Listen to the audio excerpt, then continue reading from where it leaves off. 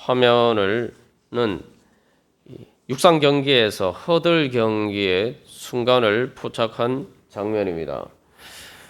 허들 경기는 이제 장애물을 뛰어넘으면서 달리는 것이죠.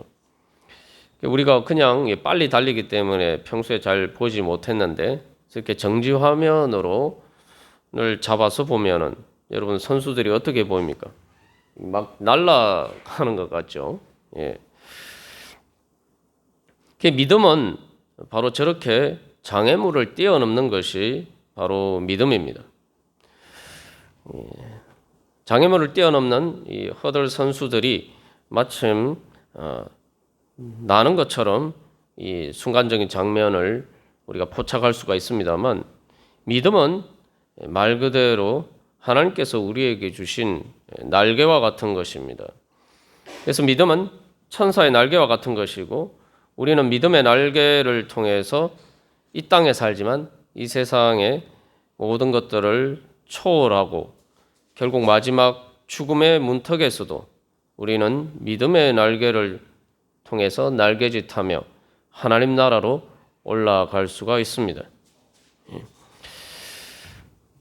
믿음은 소망, 바라는 것들의 실상이다. 즉 믿음을 통해서 하나님께서 우리에게 주신 소망이 실현된다, 이루어진다. 우리가 지금까지 살펴보았습니다. 그러면은 당연히 우리가 생각할 수 있는 것이, 그러면 하나님께서 우리에게 주신 소망이 이루어지는데 우리에게 장애물이 없을 수가 있는가? 당연히 장애물이 있죠. 그렇기 때문에 믿음은 바라는 것들을 실제로 이룬다라는 것이 바로 믿음이라면은 그 어떤 장애물도 앞에서도 좌절하지 않고 그 장애물을 뛰어넘어서 하나님 나라를 향해서 그 소망이 이루어지는 그 자리를 향해서 달려가는 것이 바로 믿음의 능력입니다. 그러면 이런 믿음의 능력은 어디에서 나옵니까? 바로 믿음의 열정에서 나옵니다. 우리가 오늘 이 말씀을 통해서 우리가 극복해야 될, 믿음으로 뛰어넘어야 될 장애물이 무엇인지 살펴보고, 또한 우리에게 바로 그러한 장애물들이 없는지, 우리는 그런 장애물들 앞에서 주저앉아 있지 않는지 우리가 되돌이켜보고 다시 한번 믿음으로 우리가 힘을 내서 그 장애물을 뛰어넘기를 간절히 소망합니다.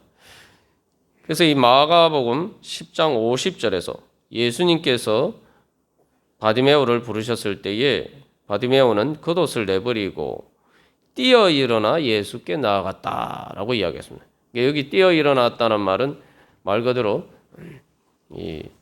벌떡 일어나서 그렇게 마치 늘 앉아있던 그 자리에서는 실질적으로 이 모든 장애물을 극복하고, 그래서 도약하듯이 그렇게 예수님께 나아갔다, 그렇게 이야기를 하고 있습니다.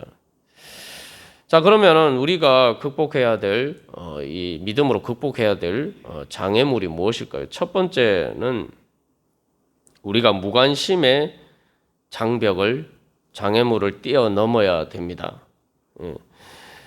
특별히 누가복음 18장 36절에서는 아주 짧은 대화인 것처럼 보이지만 바디메오가 무슨 일이냐 하고 사람들에게 묻죠.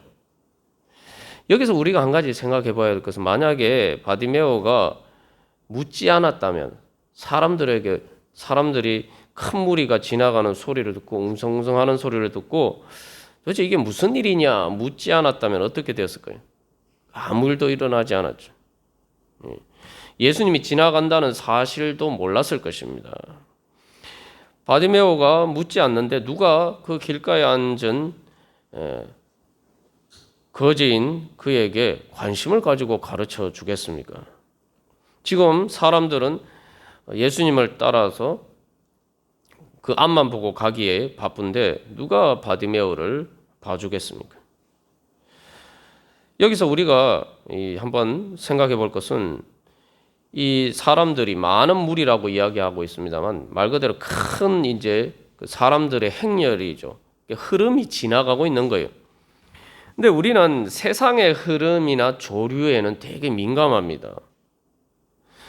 뭐 이렇게 장사를 하거나 또 사업을 하거나 이럴 때 이 세상의 흐름을 잘 알아야 되죠.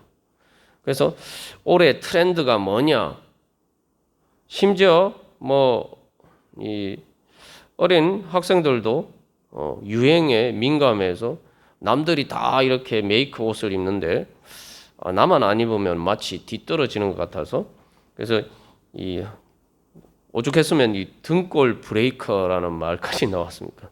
부모의 등골 빼먹는다, 이제 이런 얘기죠. 예? 사람들은 그래서 이 뭔가 남들이 다 하는데 이 세상 유행의 흐름에 조류에 따라가지 못하면은 나만 뒤처지는 것 같아서 마치 바디메오가 길가에 앉은 것처럼 그렇게 변두리로 밀려나는 것처럼 그런 두려움이 있어서 어떻게든 그 세상의 흐름에 따라가려고 그 흐름에 아주 사소한 것에도 관심을 기울입니다. 그런데 문제는 우리에게 과연 구원의 역사에 하나님의 큰 그 흐름이 지나가는데 우리는 그 흐름에 관심이 있느냐 하는 것이죠. 사람들이 웅성웅성하고 오면은 당연히 지나가다가도 저게 무슨 일이냐, 무슨 일 때문에 사람들이 저러지 하면서 관심 기울이는 것은 당연합니다.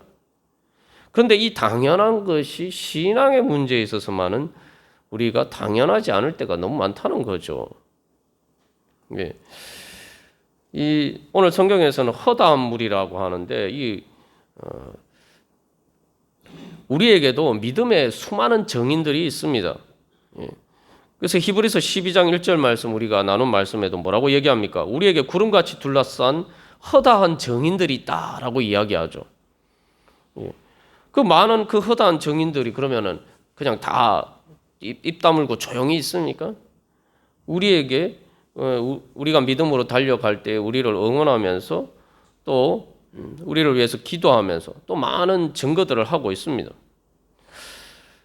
매주일 사실 이 설교 말씀이 전해지고 있고 또 어떻게 보면은 뭐 늘 듣는 소리다 이렇게 생각할 수도 있지만 뭐 요즘 유튜브 방송에 계속 그 새벽 말씀도 올리고 있습니다만 새벽에도 말씀을 전하고 수요일도 막 우리가 말씀을 나누고 도대체 뭐가 그렇게 대단해서 야단 법석인가 뭐 이렇게 생각할 수도 있죠. 아니 뭐 교회 뭐 일주일에 한 번만 나가면 되지, 뭐 주일 말씀만 들으면 되지, 뭐 그렇게 새벽기도도 드리고 또한 수요일도 또 말씀을 드리고 어떻게 보면 말씀의 홍수다 이렇게 생각할 수도 있습니다. 그런데 문제는 그렇게 수많은 말씀이 왜 전해지고 있는가? 도대체 그 말씀들이 무엇을 이야기를 하고 있는가? 마치 사람들이 웅성웅성할 때 수많은 소리가 들릴 때 도대체 저 무슨 일이기 때문에 저러느냐? 그 관심을 기울이는 것처럼 그렇게 수많은 말씀의 홍수 가운데서 도대체 하나님께서 무엇 때문에 이렇게 말씀의 홍수라고 할 만한 그러한게 수많은 말씀들을 우리에게 하시는가? 우리가 관심을 가져본 적이 있습니까? 예. 우리가 길가에서 웅성웅성하면 자연스럽게 본능적으로 돌아보고 무슨 일인가 궁금해하는데 우리가 이 하나님의 수많은 그 정인들의 또 수많은 정언들, 그래서 이 요한계시록에서 많은 물소리라고 하는데 그러한 소리에 대해서 하나님의 말씀의 음성에 대해서 우리는 도대체 뭐 때문에 하나님께서 저렇게 계속 말씀하시는가? 우리가 그런 관심이 안 생긴다면 우리의 과연 영적인 본능이 죽어 있는 거 아닌가? 마비된 거 아닌가? 우리가 그렇게 생각해 봐야 됩니다. 그래서 우리가 예전에 나눈 말씀에서 길가밭이 바로 그런 거죠. 이 하나님의 말씀의 씨앗이 뿌려졌는데 새가 와서 다 먹어버렸다. 그게 무슨 얘기입니까? 새가 그래서 바로 마귀다라고 이야기하죠.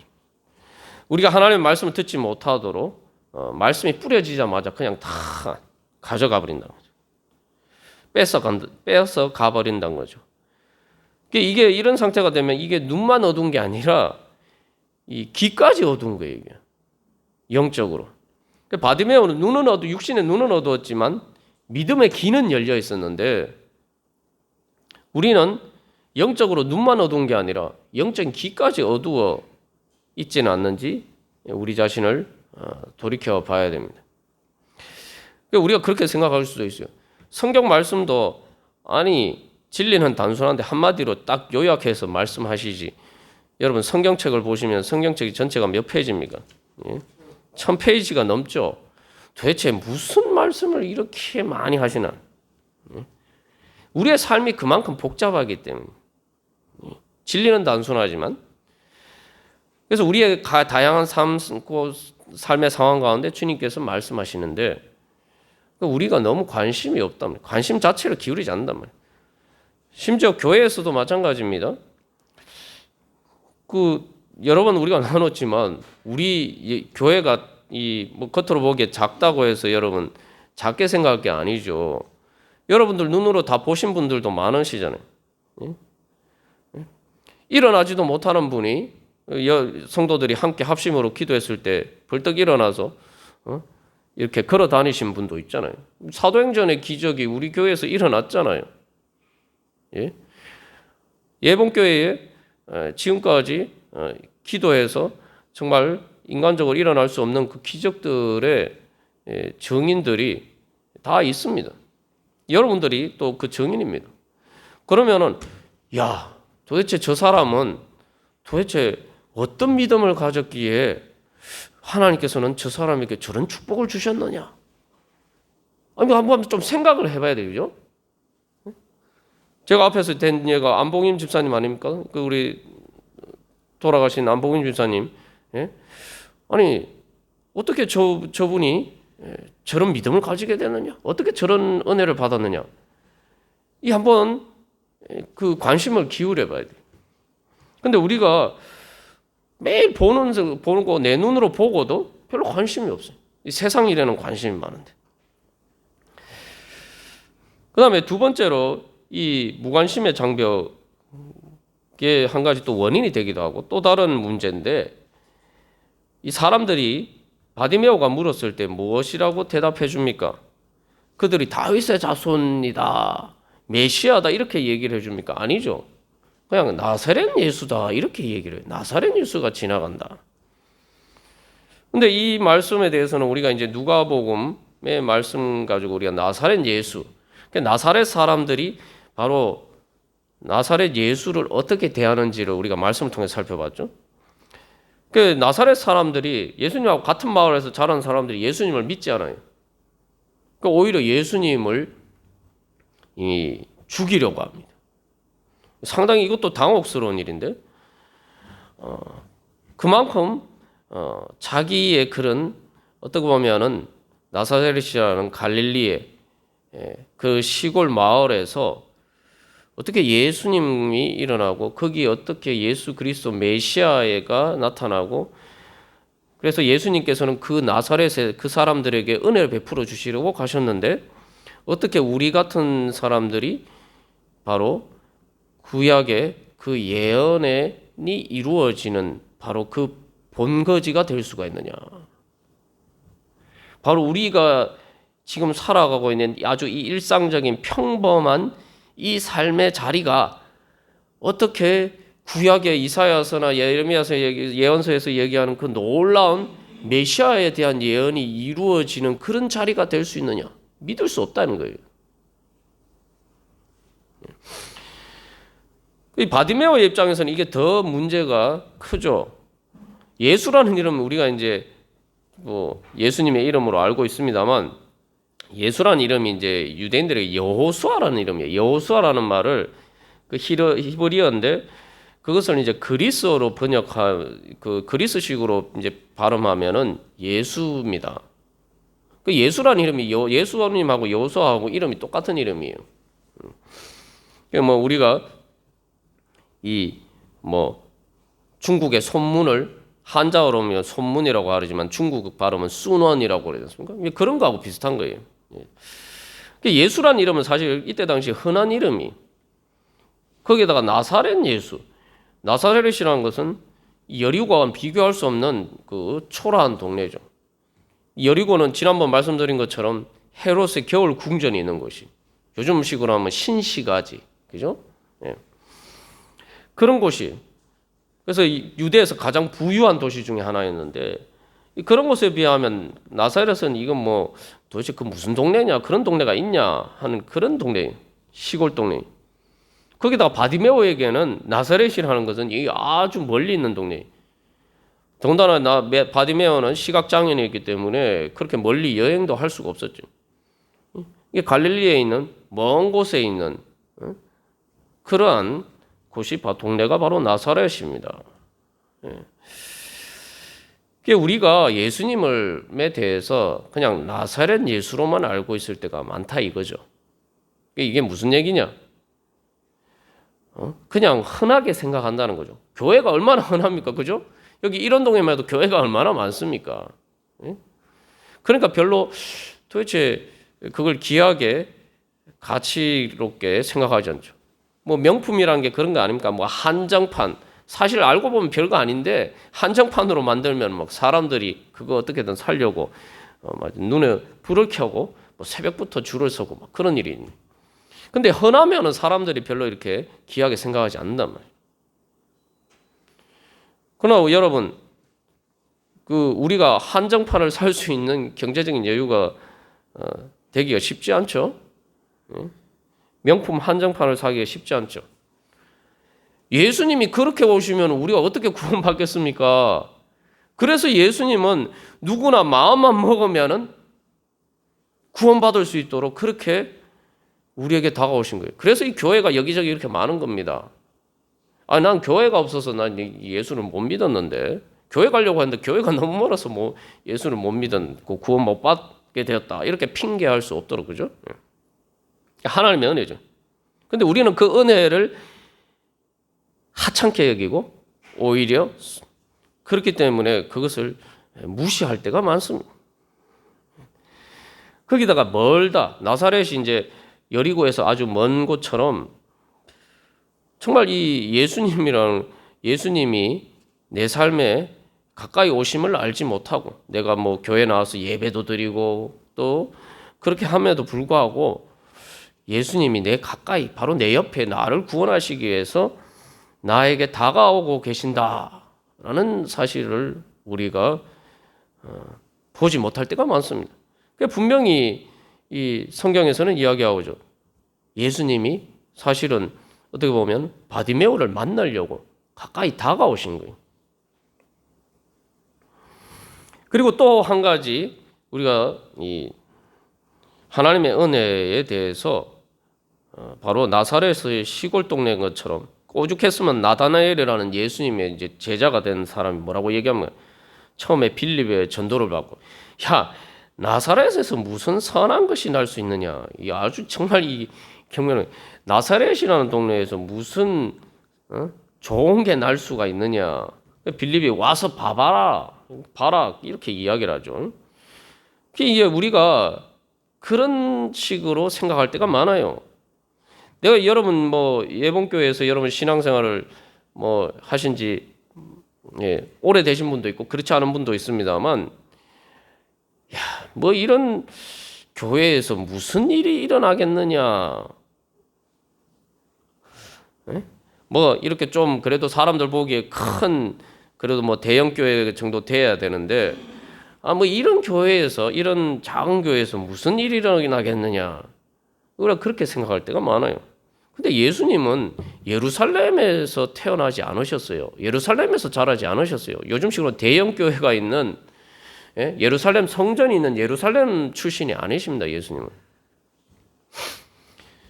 저에게 물으시면은 제가 하나님의 정말 놀라운 은혜, 구원의 은혜를 받았는데 예수님을 만나고 또 천국을 체험했는데 그런 장소가 어디냐? 그래도 사람들 보기에 번듯한 그러한 대형 교회가 아니라 골방이었어요. 골방. 아무도 보지 않는, 눈여겨보지 않는 그런 골방과 같은 곳에서 하나님이 저를 만나 주셨어요. 그곳에서 저를 위해서 기도하신 그곳에서 또 매일매일 땀 흘리면서 저를 위해서 기도해 주신 분들 때문에 제가 예수님을 만나고 구원의 은혜를 받고 또 천국을 경험하게 되었습니다. 그래서 제가 하나님의 은혜를 경험한 것도 보면은 세상적으로 보면은 이렇게 번듯해 보이는 것이 아니었단 말이에요. 그러니까 우리가 예수님이 어디에서 출신인지 이거를 그래서 자세히 다시 한번 생각해 봐야 됩니다. 예수님이 나사렛 예수다. 사람들이 나사렛 예수라고 할 때 바디메오는 나다나엘과 다르게 반응했죠. 아, 이건 나에게 절호의 기회구나. 바로 나사렛 예수시기 때문에 나 같은 사람도 아무도 봐주지 않는 나 같은 사람도 구원받을 수 있는 기회가 있구나. 나에게도 가능성이 있구나. 이 바디메오는 그런 식으로 오히려 반대로 이제 받아들였죠. 그래서 예수님이 구유에 오신 거 아닙니까? 예수님이 구유에 오시니까 그때 당시에 가장 낮은 자리에 있었던 목자들이 와서 예수님을 만날 수가 있었던 거죠. 그러니까 우리가 다시 한번 생각해 봐야 된다. 아유, 내가 이 오랫동안 다닌 교회, 내가 인간적인 면으로 봐서 별로 대단하지 않고, 뭐 사람들도 또 별로 대단하진 사람이 없는 것 같은데, 뭐 이런 곳에서 뭐 하나님 그 기적과 같은 일이 일어나겠느냐? 또 뭐 여러분은 저를 어떻게 생각하실지 모르지만 저런 목사를 통해서 이런 작은 교회를 다니며 하는 저런 목사를 통해서 그래도 뭐 큰 교회에서 좀 이렇게 폼나는 그런 목사가 아니고 저런 목사를 통해서 뭔가 일이 일어나겠느냐? 예? 그리고 예수 믿는 사람들도 교회 다니는 사람 다 잘 알아요. 그러니까 아유 우리 가족이 어떤 사람들인지 내가 잘 아는데 집에서 내가 다 봐서 잘 아는데 예? 이런 사람들이 다니는 교회에서 무슨 일이 일어나겠느냐? 예? 예. 우리가 그런 선입관에 빠져 있을 때가 많습니다. 근데 한 가지 우리가 기억해야 할 것은 여리고가 정말 나사렛에 비하면 큰 성이죠. 예? 근데 여러분 여리고의 그 큰 성에서 바디메오가 헤롯입니까? 그 겨울 궁전에서 사는 헤롯 왕입니까? 나사렛 여리고가 아무리 큰 성이면 뭐합니까? 바디메오하고는 아무 상관이 없어요. 뭐 거지로서 구걸하면서 살아가는데 조금 편할 수는 있지만 여리고에서 바디메오는 헤롯 왕과 같은 사람이 아니라 그냥 길가에서 구걸하는 거지였습니다. 여리고라는 게 큰 성, 여리고가 큰 성이라는 게 바디메오에게 그저 구걸하는데 조금 좋을 뿐이지 그가 헤롯과 같은 위치를 누릴 수가 있었던 것이 아니죠. 우리가 세상에서도 마찬가지예요. 우리가 뭐 세상에 화려한 곳에 살면 뭐합니까? 여러분 슬럼이라고 하죠. 슬럼이 뭡니까? 슬럼이라는 것은 도시에 이렇게 퇴락한 곳을 얘기하는데 그 슬럼은 항상 도심 바로 뒤편에 있어요. 뉴욕에도 맨하탄에 할렘가가 있죠. 슬럼이 있죠. 그러니까 우리가 아무리 뭐 세상에 화려한 것에서 내 어떤 거기서 뭔가를 바라도 내가 거기에 주인공이 될 수는 없습니다. 내가 그것을 믿고 의지할 수가 없어요.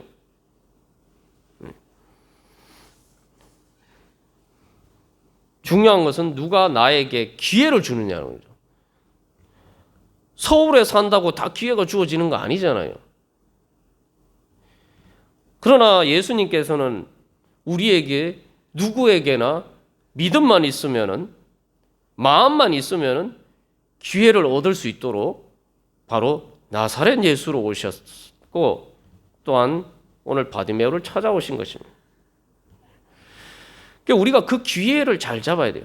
그러니까 오히려 평범해 보이고 내가 너무 쉬우니까 좀 하찮게 생각하는 바로 그 자리에 예수님이 나사렛 예수님이 나에게 다가오시고 나에게 바로 그곳에 기적과 같은 은혜를 베풀어 주시기 위해서 찾아오신다. 바로 그 예수님의 복음의 비밀을 우리가 잘 깨달아 알아야 됩니다. 그래서 마태복음에서는 메시아가 나사렛 사람이라고 예언이 되어 있다. 이렇게 이야기를 해요. 그 어디에 그런 얘기가 있느냐? 구약에 아무리 봐도 여러분 실제로 검색하면 나사렛 검색하면 구약에 그 컴퓨터로 검색하면은 구약 성경에 나사렛 검색하면 나사렛이란 말이 안 나옵니다. 근데 도대체 그런 얘기 어디 있느냐? 그 다윗의 시라는 말이 그래서 이 히브리어 발음에 나사렛과 같은 비슷한 발음이 나옵니다. 이제 한글로는 안 나오지 않지만 그러니까 이게 믿음의 눈이 있는 사람은 그걸 알 거라는 말이죠. 바디메오는 그래서 바로 나사렛 예수다 하니까 에이 뭐 내가 나한테 별로 상관이 없네 이렇게 생각하는 게 아니라 이거 기회구나. 나에게 주어진 기회구나. 그렇게 생각했다는 거죠. 근데 그리고 마지막에 또 세 번째로 우리가 이게 믿음을 은혜 가운데 나가기 위해서 우리가 넘어야 될 장애물이 있는데 이거는 이제 또 내 자신의 장애물이 아니라 밖에서 오는 장애물이에요. 근데 이게 사실은 또 큰 장애물이죠. 그 어떤 장애물이었습니까? 사람들이 바디메오가 그래서 이제 다윗의 자손 예수여 나를 불쌍히 여기소서 얘기하니까 부르짖으니까 뭐라고 얘기하면 막 사람들이 꾸짖죠. 조용해. 뭐 이렇게 얘기한단 말이에요. 그 말 그대로 꾸짖었단 말이에요. 그 좋은 소리로 야 조용해. 뭐 이렇게 얘기한 게 아니고 막 호통을 치듯이 그렇게 막 꾸짖었는데 중요한 것은 한두 사람이 꾸짖은 게 아니에요. 많은 사람들이.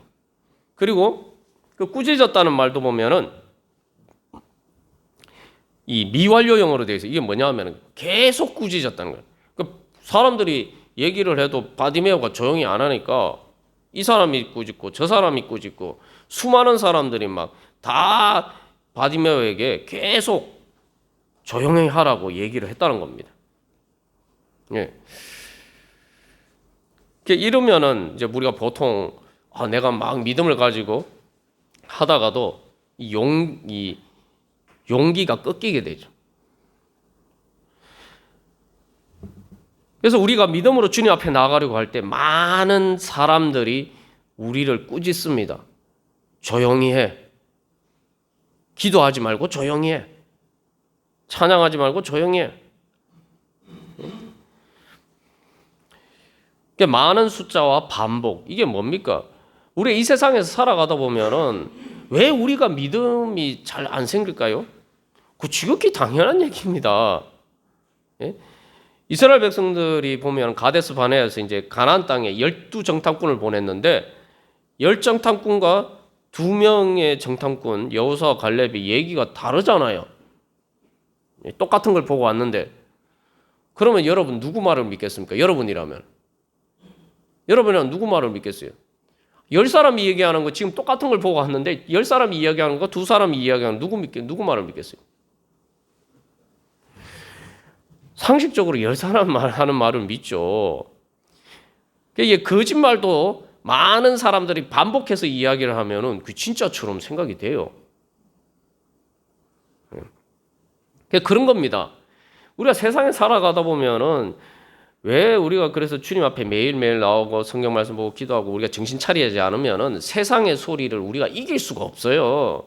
뭐 TV만 틀면은 뭐 수도 없이 많은 세상의 소리들이 정보들이 얼마나 많이 들어옵니까? 그리고 그 중에 많은 사람은 대부분 하나님이 계시다는 것을 전제하지 않는 소리들이. 그런 소리를 그렇게 많이 듣는데 주일날 교회 나와서 딱 설교 40분 정도 되는 그 설교 듣는다고 내 안에 믿음이 생길 수 있을까요? 그래도 우리가 예수를 믿는 거 보면 그 기적이에요, 사실은. 이 게임에 안 되는 거예요. 그냥 인간적으로 보면은. 하나님의 말씀의 능력이 있기 때문에 우리가 그래도 예수를 믿는 거죠. 그래서 여기서 꾸짖다는 말은 그냥 꾸짖다는 게 아니고 어떤 권위적으로, 그렇죠? 어떤 힘을 가지고 얘기를 한다는 의미가 담겨 있습니다.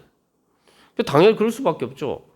사람들이, 나는 눈을 감고 있는데 눈 뜬 사람들이 나보다 더 똑똑한 사람들이 특히 이제 누가복음에서는 앞서가는 자들이라고 얘기했어요. 아주 의미심장한 말이에요. 그 마가복음에서 그냥 무리라고 얘기하는데 누가복음에서 앞서가는 자들. 세상에 앞서가는 자들이 주로 이 여론을 장악하죠. 세상의 모든 정보들이나 이런 것들은 지식이나 모든 정보들을 세상에 앞서가는 사람들이 다 사실은 그런 정보들을 만들어내죠. 뭐 요즘은 이게 평준화되고 뭐 유튜브도 있고 합니다만 어쨌든 다 그런 사람들이 다 이제 앞서가는 자들. 세상의 소리들을 만들어내는 사람들. 그런 사람들 소리를 듣고 뭐 우리가 직접 가보지 않으면 다 그런 사람들이 설득력을 가지는 뭐 설득력을 가지게 이야기를 하죠. 그 들으면 넘어가요. 예. 그 세상에 앞서가는 자들, 예수 믿지 않고도 잘 살아가고 세상에서 성공하면서 멋지게 살아가는 것처럼 보이는 사람들이 얼마나 많습니까? 그죠? 그런 사람들 보면은, 뭐 내가 저 사람들은 저렇게 살아가는데 내가 꼭 예수 믿어야 되나? 예수 안 믿어도 잘 사는 것 같은데? 뭐 이런 생각이 당연히 들게 되죠. 네. 거기다 또 한 가지 우리가 기억해야 할 것은 이 앞서가는 자들에게 안 믿는 사람만 있는 게 아니에요. 지금 이 앞서가는 자들의 지금 단순히 예수님 안 믿는 무리가 아니고 이 제자들과 예수님을 따르는 무리들이에요, 사실은. 이게 무슨 얘기냐? 아이고, 내가 교회 나와봤는데 나보다 교회 오래 다니는 사람들 보고 또 심지어 뭐 목회자나 중직자들 봐도 그 사람들도 별거 없던데. 그러니까 내가 믿음으로 주님 앞에 나가야 되는데 나보다 교회 먼저 나온 사람, 나보다 그 먼저 신앙생활하는 사람, 그런 사람들도 보니까 별로 믿음 없이 행하는 것을 보니까 뭐 내가 저 사람들도 저렇게 사는데 내가 이런 믿음을 가질 수 있나? 저 사람들도 그렇게 못하는데 뭐 내가 이제 교회 나온 뭐 내가 그렇게 할 수가 있나? 뭐 이런 생각이 드는 거예요. 그게 뭐 시험에 드는 거죠, 말 그대로.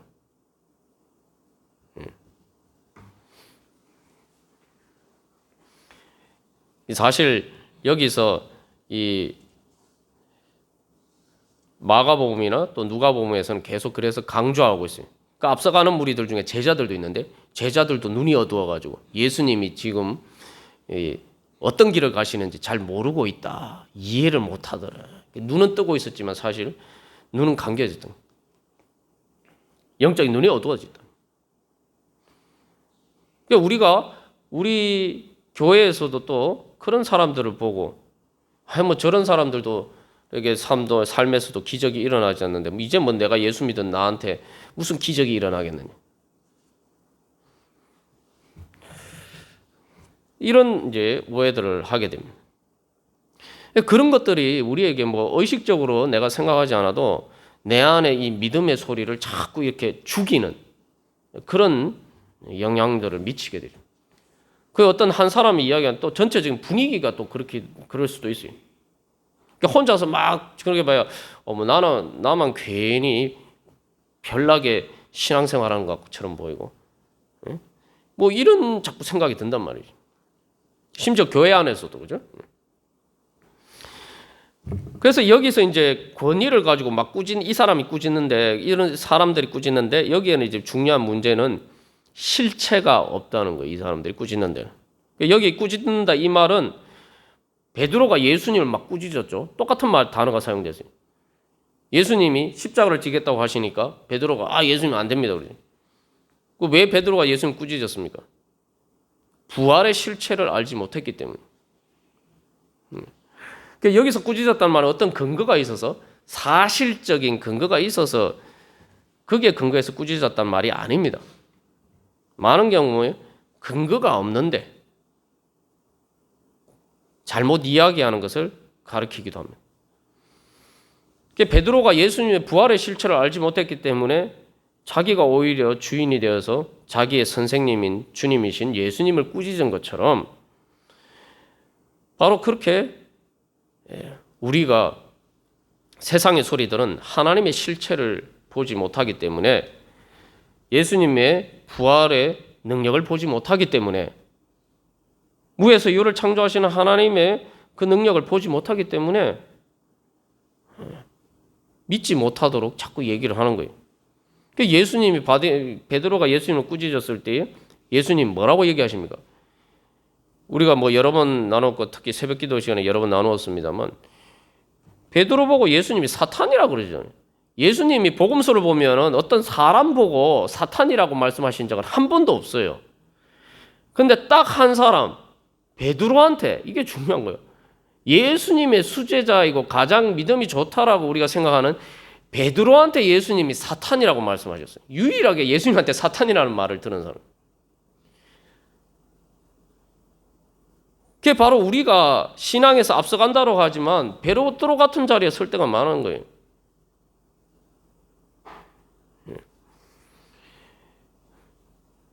우리로 하여금 믿음의 소리를 주님을 향해 믿음을 가지고 주님을 향해 열정을 가지고 부르짖지 못하도 우리의 열정에 찬물을 끼얹는 것들, 그죠? 그게 다 사탄이에요. 교회 생활 내가 그래도 좀 신앙생활 해보려고 하는데 또 오늘 교회 갔더니 막 시험에 들게 하는 일이 있었어요. 그래서 내가 이제 다시 한번 내가 교회를 안 나갔는데 내가 이제 교회를 다니고 열심히 신앙생활 해야 되는데 막 그렇게 시험 드는 일을 보니까 이제 마음에 말고 찬물을 확 끼얹는 거죠. 또 교인들 간에 여러 가지 관계에서 문제가 생길 때 뭐 그것도 내 마음에 찬물을 확 끼얹는 거예요. 신앙의 불길이 타오르는 것을 대해서 찬물을 끼얹는. 그러면은 여러분 지혜롭게 생각해야 되죠. 바디메오는 지혜로운 사람이에요. 그래서 이게 사실 육적인 눈은 안 보이지만 정말 지혜로운 사람, 믿음의 지혜가 있는 사람이에요. 바디메오는 더 크게 소리 지르죠. 근데 우리는 반대예요.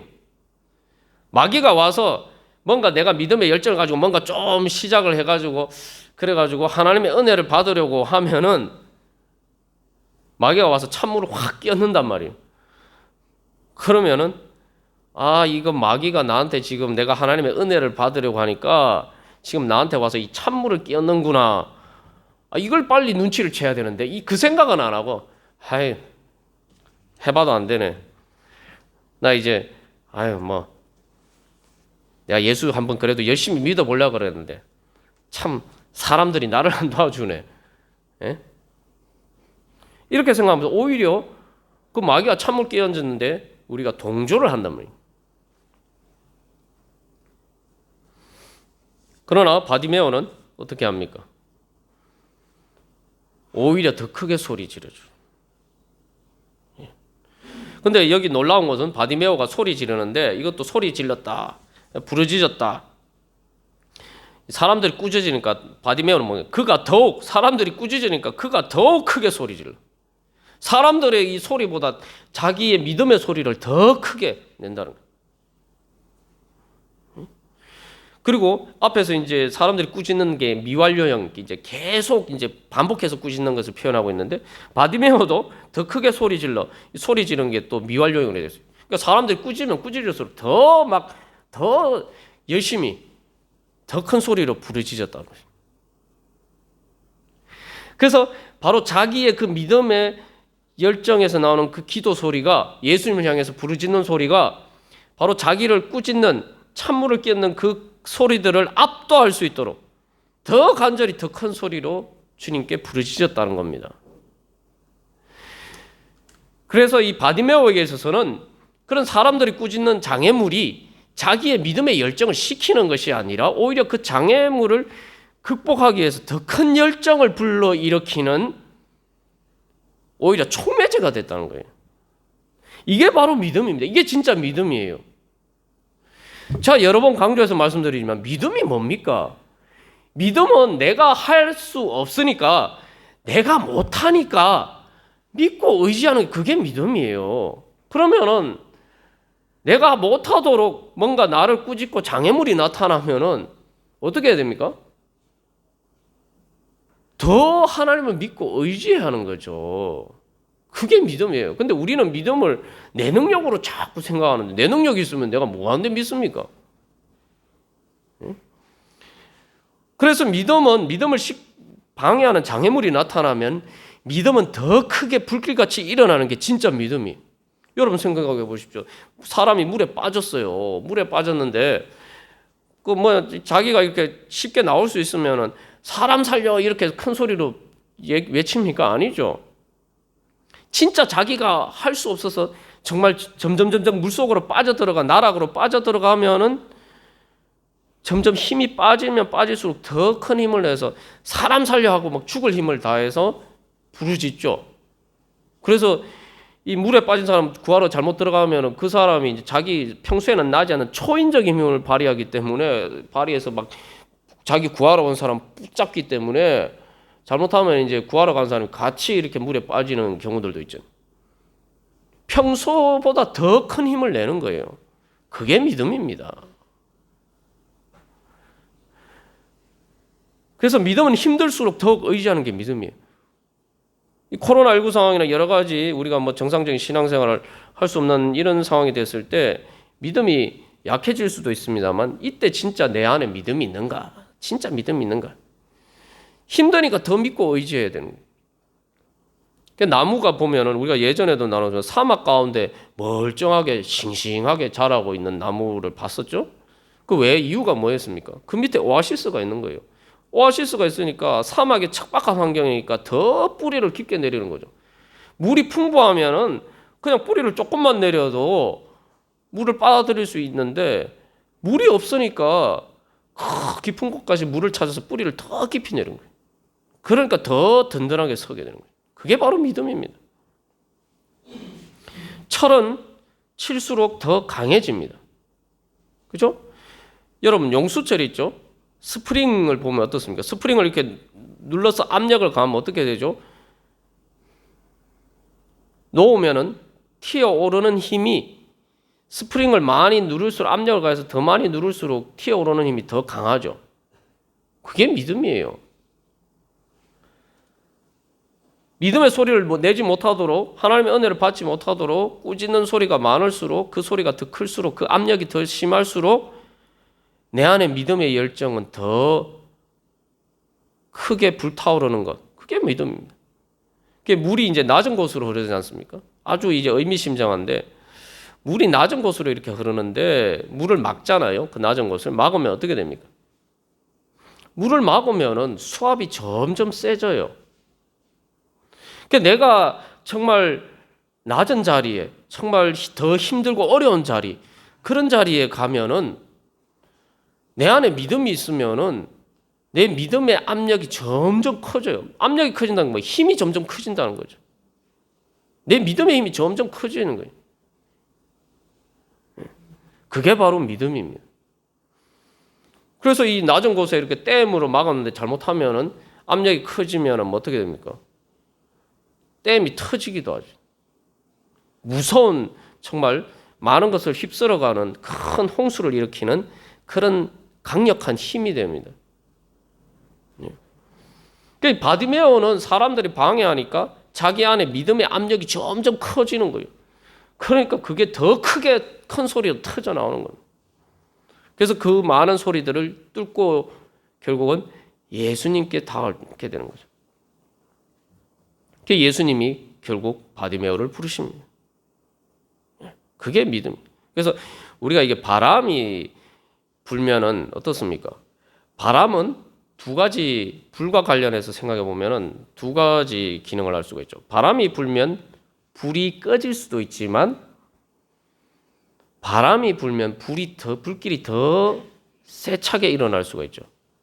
지난번에 이 동해에서 동해 안에서 이렇게 산불이 나서 이렇게 큰 피해를 입었는데 그 왜 그렇습니까? 바람이 잔잔해서 산불이 났습니까? 바람이 세게 불어서 산불이 그렇게 번졌죠. 우리가 보통 통상적으로 생각하면 뭐 촛불이나 이런 거 켰는데 성냥불 켰는데 바람 불면 훅 꺼져버리죠. 근데 왜 산불이 더 크게 일어납니까? 바람 부는데. 그게 바로 믿음입니다. 왜 힘들수록 믿음의 불길이 더 크게 불타오르느냐? 믿음의 열정이 더 불타오르느냐? 내가 그만큼 더 예수님을 꼭 붙잡아야 되기 때문에. 그렇죠. 내 믿음의 뿌리가 어디 있습니까? 예수님께 뿌리내는데 내가 힘드니까 예수님을 더 세게 붙잡는 거예요. 주님의 손을 붙잡. 주님이 날 놓치시면 안 됩니다. 우리가 이 바디메오를 통해서 정말 내가 예수님 믿고 제대로 믿고 있는가? 정말 내가 예수님 손을 붙잡는 믿음을 가지고 있는가?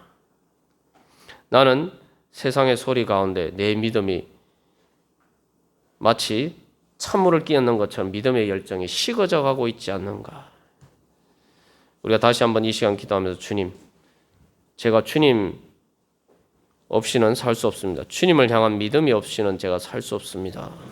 그래서 주님의 손을, 예수님의 손을 꼭 붙잡는 마음으로 주님, 아무리 그 어떤 것이 나의 믿음의 열정을 꺼트리도록 물을 붓더라도 오히려 그렇기 때문에 내 안에서 영원히 꺼지지 않는 믿음의 불이 더 불타오르게 하여 주시옵소서. 우리 결단하면서 다 같이 기도드리시겠습니다.